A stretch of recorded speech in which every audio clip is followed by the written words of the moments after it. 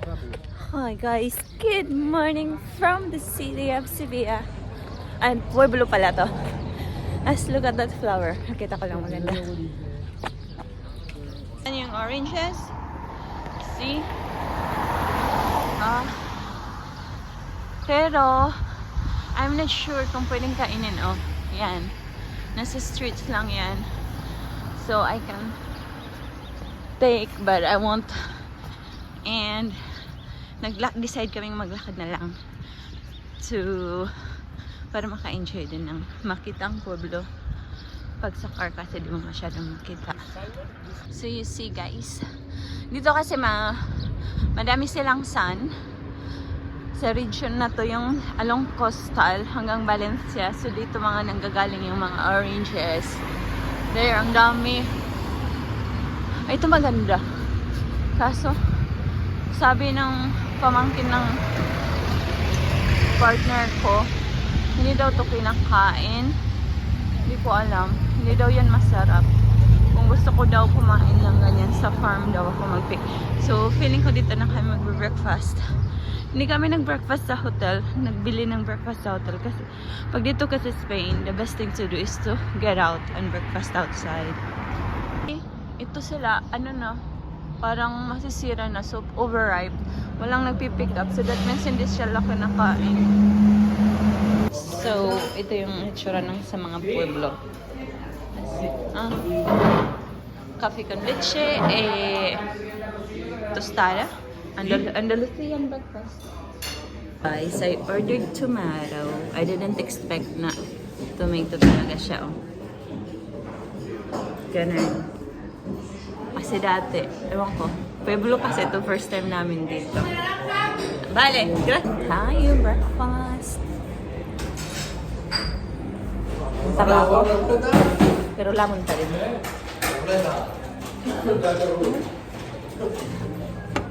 Ganyan ng salt, saka oil, aceite de oliva. Ganyan. Tapos, meron kayong ganito.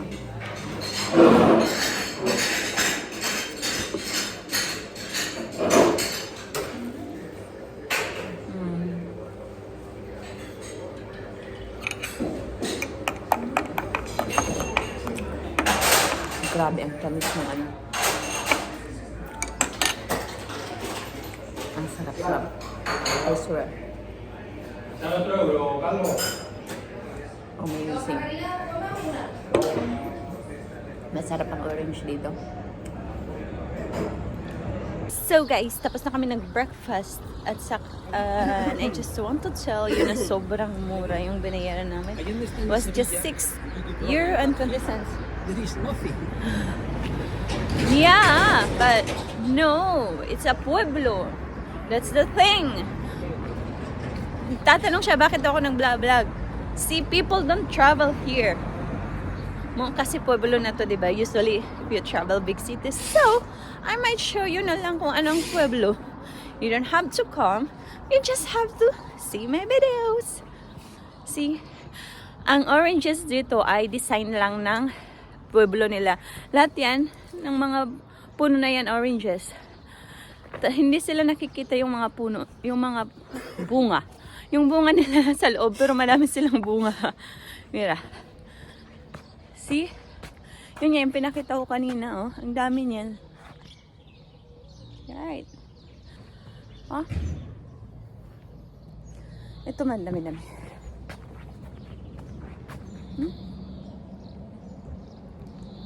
So, ganyan. Aray ko, hinapakan ako na orange. Sorry. So, this is pueblo. Yung parang baryo-baryo sa atin. Sa ciudad may baryo. So, usually hindi ka... Ang mga nagta-travel lang dito, mga Spanish din, mga locals. Ang foreigners, hindi na masyado. Sa mga cities na lang. Alright. Yan na yung hotel namin. And, feeling kong para din yan sa mga local. Now, we're going back to the city, guys. Dahil magkahiwala yung bed na to last night. Ngayon, ayusin ko ito. Ibabalik ko sa dati bago mag-check out. Ganun.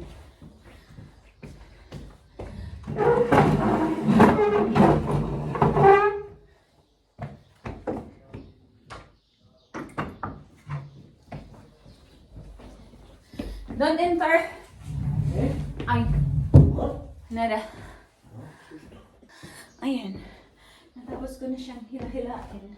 Dalawang bed na.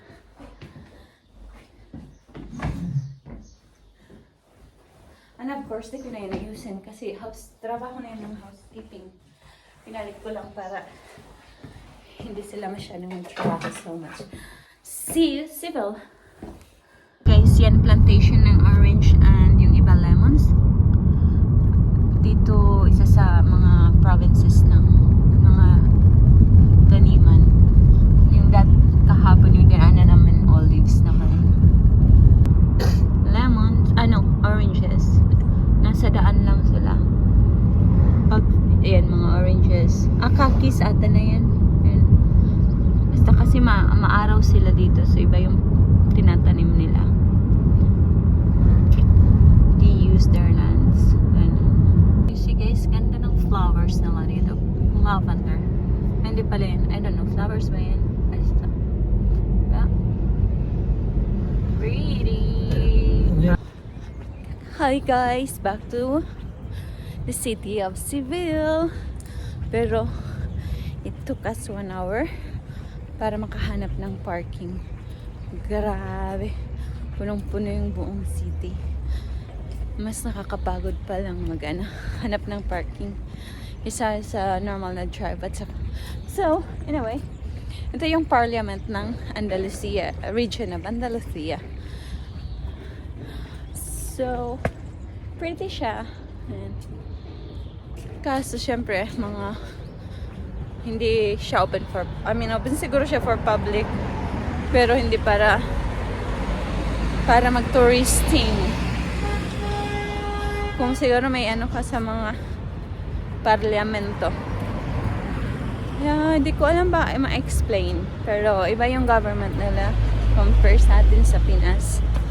Kasi parang centralized tayo.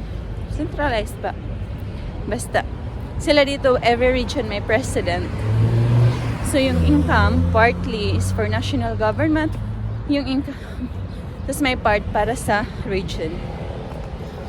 So, hindi sila nakadepende sa national government. Ang national government, ang trabaho nila is separate lang din. So, this is one of their miraculous church, I guess. Dalawa kasi to. Yung para kay Mama Mary. It's either, ito tawag dito Macarena. Tapos yung isa, Triana.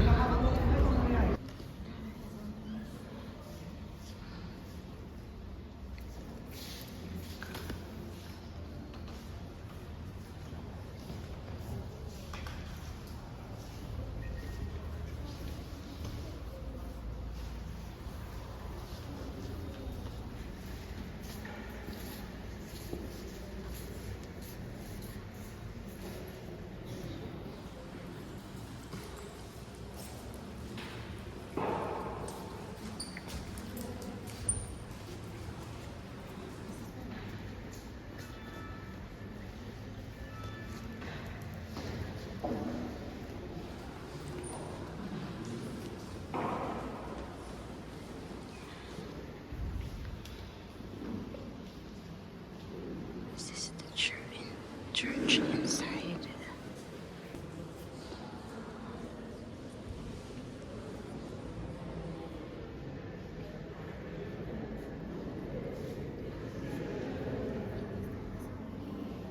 So guys, dito na kami sa center after namin kumain.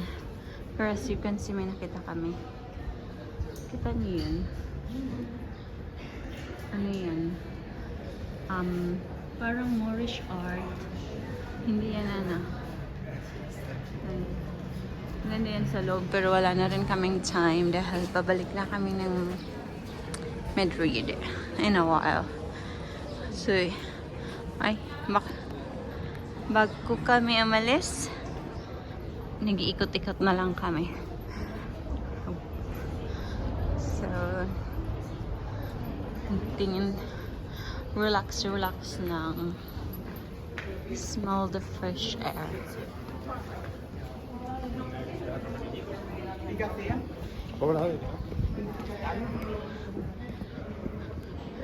Hindi na holiday dito kaya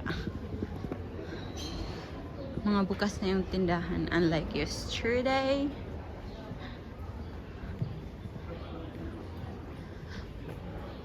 Babalik kami lang sa pinuntahan namin kahapon kasi wala akong pictures for Instagram. Charot. Ganun talaga. Ang cute.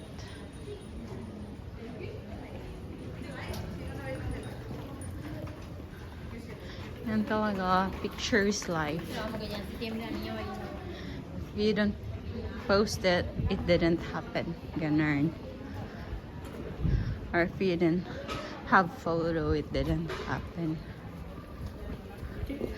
So yesterday, nag-tour lang kami. Ako pala. And learn something about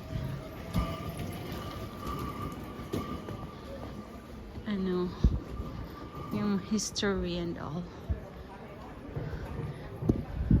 Ang ganda ng kulay. I love it.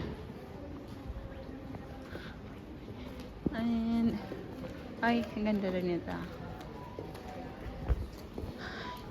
I like their fashion here. Dito yung flamenco actually sa city na to. Kaya madaming mga ganyan. For flamenco.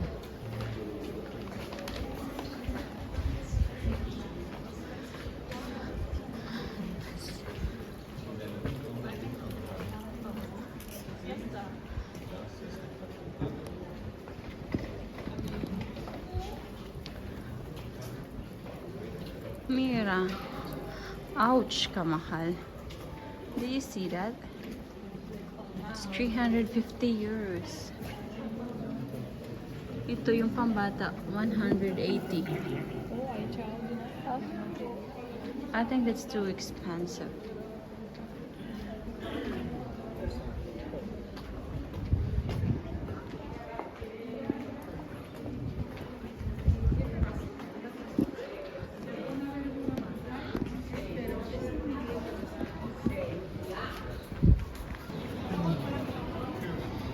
So, madaming mga plaza-plaza.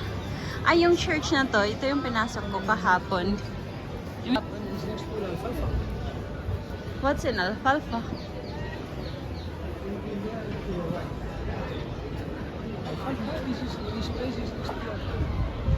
This church or whatever.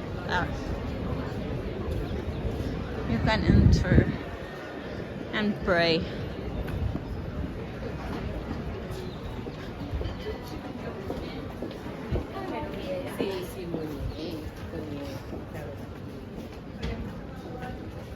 Locals, ano? Our fashion.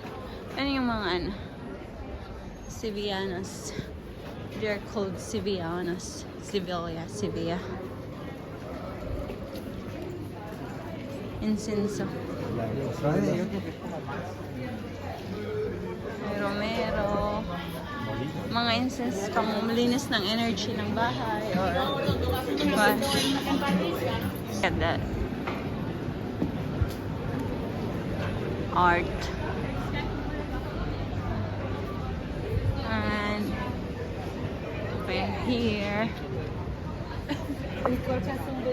Es ist ridiculous.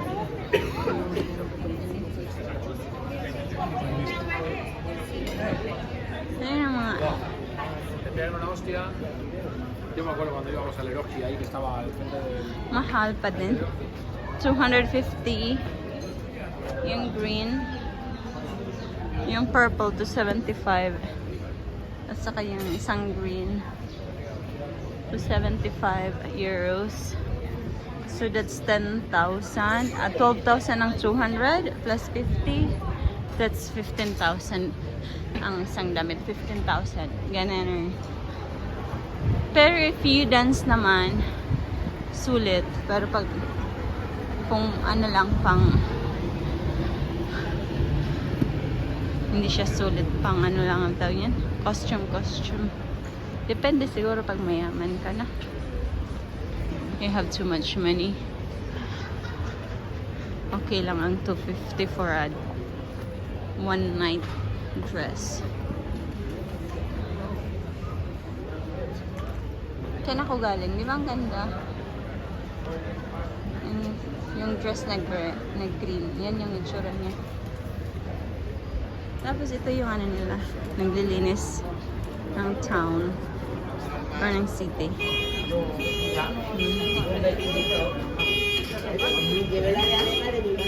Mas touristic to siya kaysa atak sa Madrid.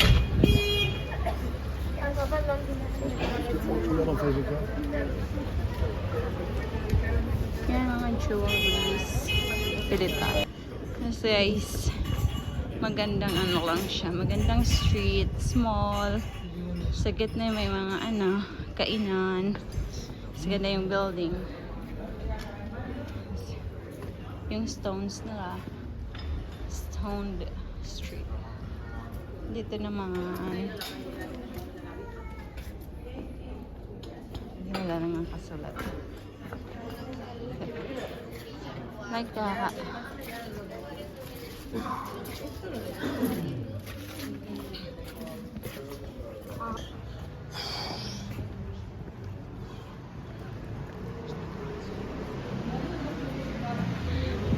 You see the stoned. Maliit lang siya na street. Super lit. And then, see?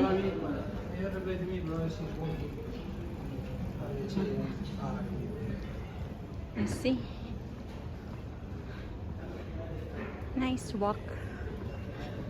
I don't know kung saan kami. But, it's a nice cobblestone. Casmira, nice buildings. Small. Artistic chorba. And then people having their lunch. Like that. So here. Ay, nga kami diretso dun kasi pupunta kami dyan ulit sa cathedral para mag-picture lang. You know, tourists. You see that guy? Siya na.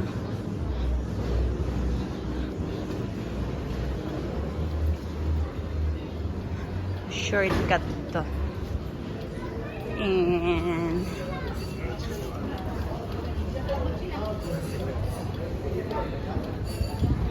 ang ganda ng flowers. But yes, they're real. I saw that. Tira. Daming kainan. Ay, no, ice cream pala yun. And then, here you are again. Hello. You see this place, 2 buildings. Tapos yung balcony, there, you can jump from one balcony to next. From one building to next, you know. Pag magtsuwa kayo, magkaba kayo ng building, dyan na kayo magkita. Super stretch. That place here, it is next to this place. A beautiful Giralda.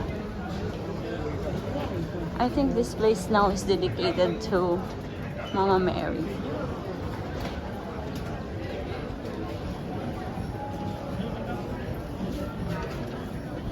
And there you are.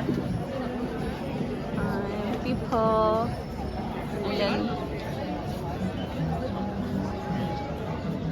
there, lahat na yung greens na yan, na puno, oranges yan. Kasi nga, design lang nila dito ang orange. I mean, design nila at the same time farming.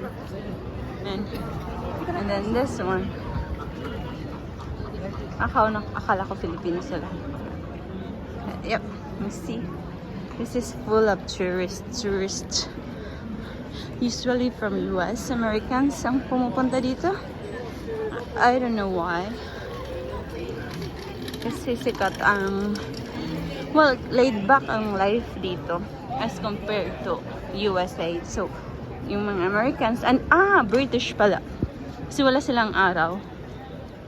So, this places is very famous sa mga white, sa mga British. Basta galing UK, other parts. Kasi, kingdom, iba-ibang kingdom ang UK. So, yes, from UK, yung mga ganitong places next to them na may araw. Kaya puro English yung mga andito. Mga turista papasok. But we're not going inside. So this is be a long. Tall pala. Kaya, enjoy lang kayo guys. So, tapos, in front of the cathedral, this one, this places. Maganda siya. Actually, I do appreciate it. Tapos, alive ang place na to. So, kakatuwa. Mura lang yung relo. 22,000 euros. Masok kami sa pinakamahal na hotel. Binigyan nila ako nito. With perfume. Ang bango-bango. Ito, pinakamura lang. Do you see the price? Yan, 1,800 euros. Pero ito, kaka-amaze. 22,000 euros. Ayan. Dito siya. 9,000. You see? So pretty. Super pretty. And so guys, yun nga. Nakiano lang kami dito. Yan to yung CR nila. Nakikita nakikisiR lang kami. And look at that. Ang ganda ng art. Parang siyang Arab actually. It's not expensive as it looks like. Kasi nagkape ako sa Venice. Same price lang. Sa Venice. Isa bar lang yun. Ito sa hotel na sobrang kung saan sila Tom Cruise at saka yung mga sikat na mga tao pumunta dito. So guys, do you see my view? Ang ganda, diba? Kasi ang ganda ko. So ito yung pinakamahal na hotel sa Sevilla. Tapos mura lang magkape. 5 years lang. So if you come, I really encourage you to come and enjoy the vibe and the view. The patio is really nice. Ito na ang aming in-order ng mga nagkukunwaring show. Mura lang actually ang kape na siya ako kasi ang ganda ng hotel. Super duper. Tapos may kasama akong KJ, super KJ. The orange juice, you know, in the other place, Much better. But the orange juice, Yeah, mas masarap yung kaninang umaga kaysa yung ngayon. Yep. Yung kasama ko, KJ. Jowa ko actually yung kasama ko na super KJ. Ito naman ako ng favorite kong oranges. Ayan. Di ba? Ayan. Daming tourists. Guys, last stop before kami bumalik ng Madrid. Balik ulit dito. Kasi I swear, ang ganda-ganda ng place na to. Kahapon hindi ko siya naikot kasi, pero nakapunta na ako dito. Pero gusto ko rin siya uling ikutin. I mean, lakad lang yung walking na papunta doon. As you can see, ang daming tourist. This is the reality. Ganyan. Tapos may, dito pala yung Star Wars. Sa mga ng Star Wars. Makikita nyo to. See. So, walakad ako doon. And then, I think, palubat na rin kasi yung phone ko. So, I don't know ano mapapakita ko pa, but then, maybe not anymore. There is an industry here. Okay. Taking money from foreigners. Ah, yeah, I guess. Industry. I want...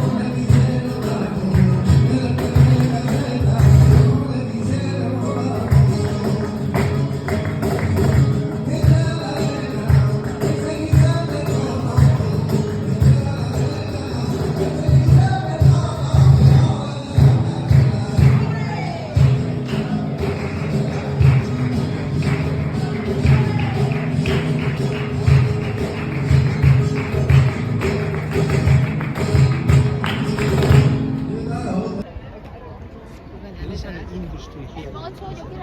Okay. Taking money from foreigners. Ah, yeah, I guess. Industry. So, yung tower na yan, yung ano pala, balcony, that the one, you can, nobody can enter except for special occasions. So, the king and whoever. Pero yung doon, yan, pwedeng pumasok. Tapos, yan, pwede rin kaya may mga tao. So, walking bago malubat ang phone. That's the one. May fountain. Pero pag pumunta kayo dito guys, ingat sa mga wallets nyo.